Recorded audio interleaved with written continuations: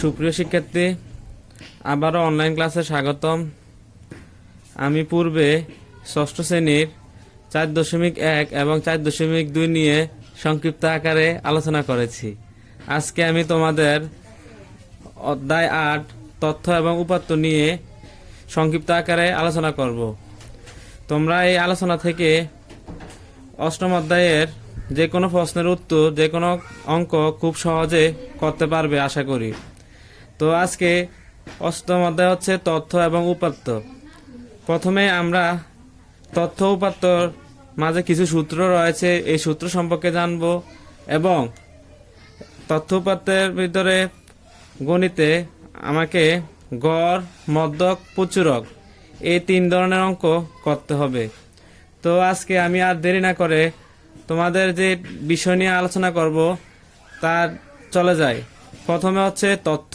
তথ্য কাকে বলে? বিভিন্ন বিষয় বা ঘটনার সংখ্যা সূচক তথ্যের সাহায্যে সংশ্লিষ্ট বিষয় বা ঘটনা সম্পর্কে পরিষ্কার ধারণা পাওয়া যায়, তাই হচ্ছে তথ্য। এটা হচ্ছে তথ্যের সংজ্ঞা। তারপর হচ্ছে উপাত্ত। পরিসংখ্যানের বর্ণিত তথ্যসমূহ যেসব সংখ্যা দ্বারা প্রকাশ করা হয় তাই হচ্ছে পরিসংখ্যানের উপাত্ত। এগুলো হচ্ছে সংজ্ঞা। তারপর হচ্ছে গড়। গড় বলতে কি বুঝি? গড় বলতে পরিসংখ্যানের গাণিতিক গড়কে বোঝানো হয়েছে। সংগ্রহীত উপাত্তসমূহের সমষ্টিকে উপাত্তসমূহের সংখ্যা দিয়ে ভাগ করে গড় পাওয়া যায়। তো প্রথমে আমি তথ্য সংজ্ঞা বললাম, তারপর উপাত্ত, তারপরে গড়। গড়ের একটা মূল সূত্র রয়েছে।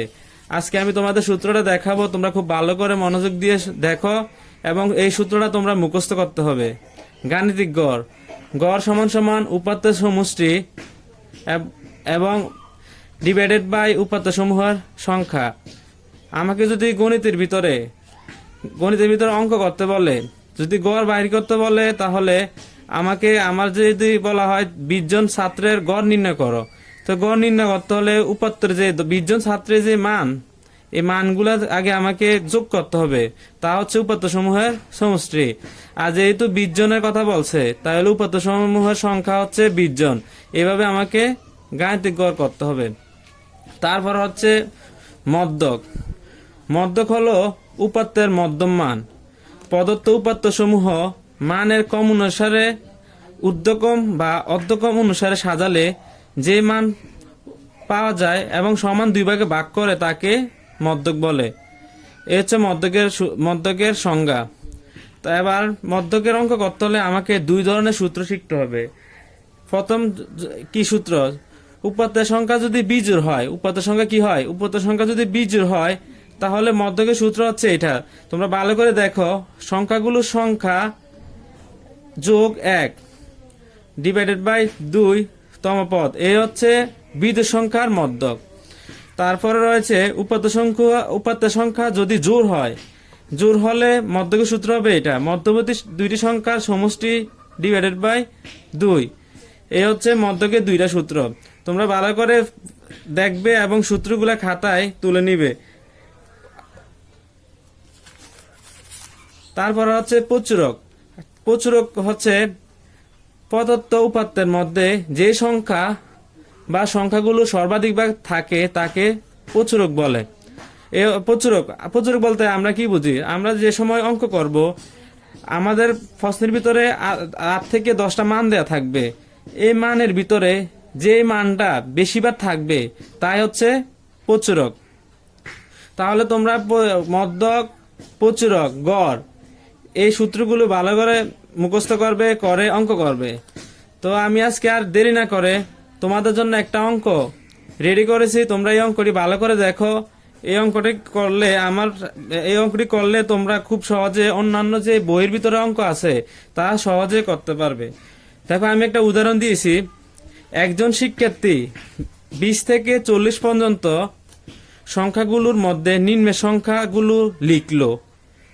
20 থেকে 40 এর ভিতরে সংখ্যাগুলো লিখলো, যেমন সংখ্যাগুলো 21, 37, 40, 22, 39, 35, 20, 25, 32, 22, 21, 37, 40, 22, 39, 35, 25, 32, 22, 37, 39, 32, 22, 37, 40, 37, 22, 35, 22 এই সংখ্যাগুলো এখানে একটা শিক্ষার্থী লিখলো।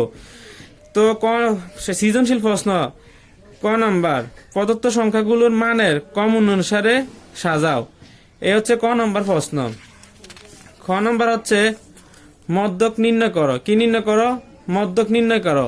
এবং গ নাম্বার হচ্ছে প্রচুরক নির্ণয় করো। তাহলে আমি আজকে দেরি না করে প্রথম যে আমাকে অঙ্ক করতে বলছে সংখ্যাগুলোকে মানের কম অনুসারে সাজিয়ে লেখো, তাহলে আমি আজকে অঙ্কটি মানের কম অনুসারে সাজিয়ে লিখি। 1 নম্বর প্রথম ক,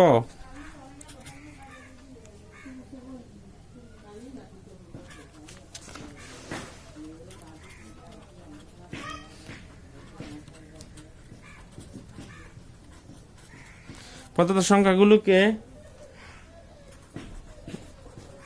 মানের কমানুসারে সাজিয়ে পাই। তোমরা একটু ভালো করে খেয়াল করে দেখো আমি কিভাবে অঙ্কটা করি। প্রথমে আমি যে মানগুলা দিয়েছি, মানগুলা থেকে সবচেয়ে ছোট যে সংখ্যাটি আছে সংখ্যাটি বাইর করতে হবে। তাহলে সংখ্যাটি বাইর করি 21। 21 কয়টা 21 আছে দেখতে হবে। এখানে একটা 21, এইদিকে একটা, তাহলে কয়টা 21 পাইলাম? দুইটা 21। 21, 21।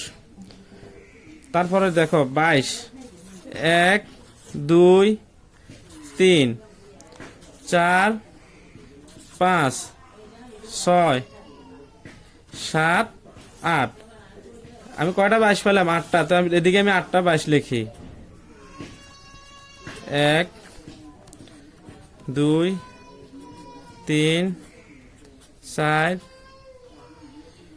5, 6, 7, 8, 22 লিখলাম।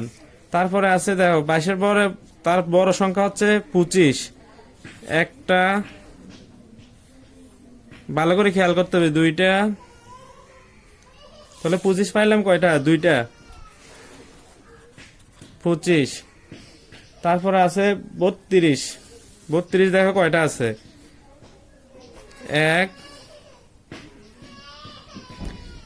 1, 2, 3, 4। 1, 2, 3, 4।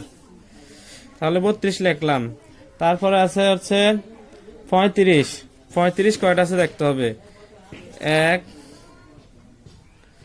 2, তারপরে 35 আছে দুইটা, তিনটা।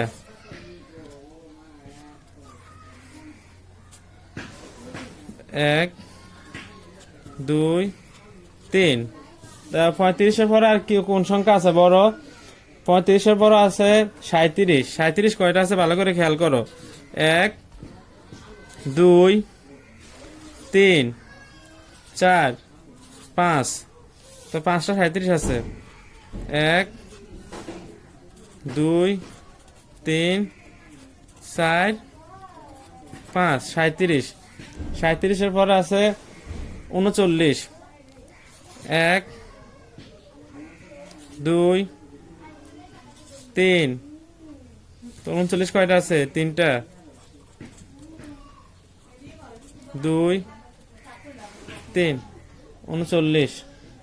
তারপরে 40 কয়টা আছে দেখো। 1, 2, 3। 1, 2, 3। দেখো আমি উপাত্তগুলোকে মানের কম অনুসারে সাজিয়ে লিখলাম। তাহলে আমার ক নাম্বার উত্তর হয়ে গেল। এরপরে আমরা কি করব? খ খ আমাকে কি করতে বলছে? খ নাম্বার প্রশ্ন আমাকে বলছে মধ্যক নির্ণয় করো। কি নির্ণয় করো? মধ্যক নির্ণয় করো। তাহলে মধ্যক নির্ণয় করতে হলে আমাকে আগে দেখতে হবে উপাত্তের সংখ্যা কত আছে।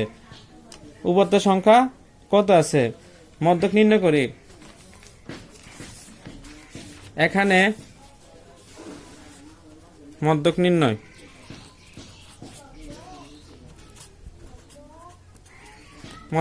মদ্যক নির্ণয়।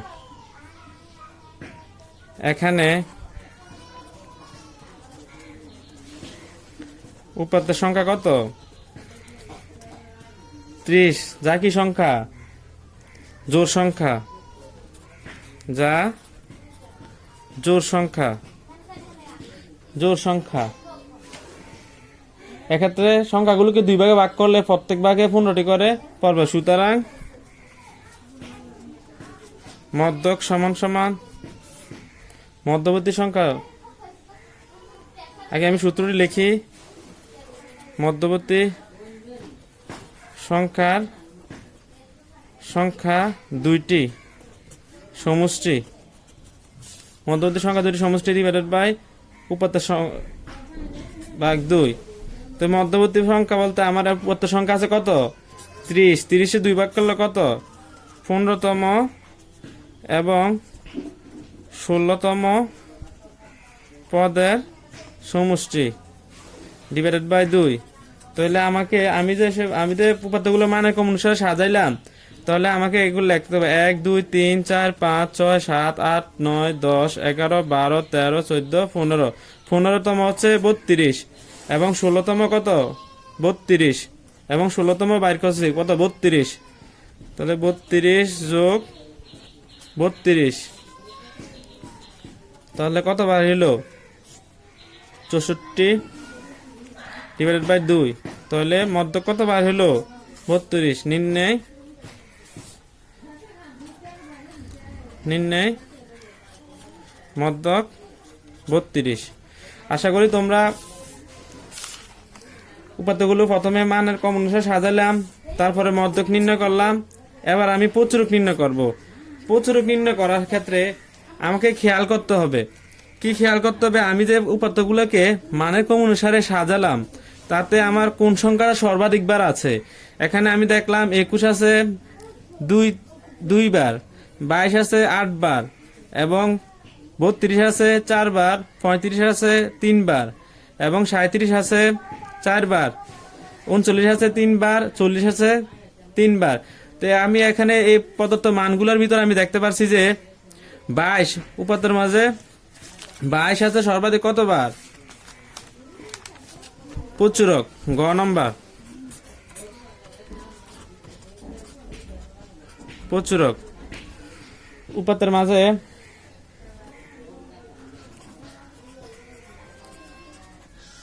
উপাত্তের মাঝে 22 আছে সর্বাধিক 8 বার। সুতরাং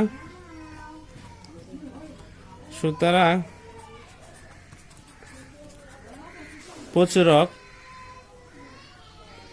কত? 22।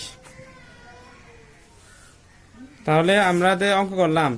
তোমরা অঙ্কটি খুব ভালো করে খেয়াল করবে। আমি আবার একটু ডিভাইস দিয়ে দিই। প্রথমে আমরা কি করলাম? প্রথমে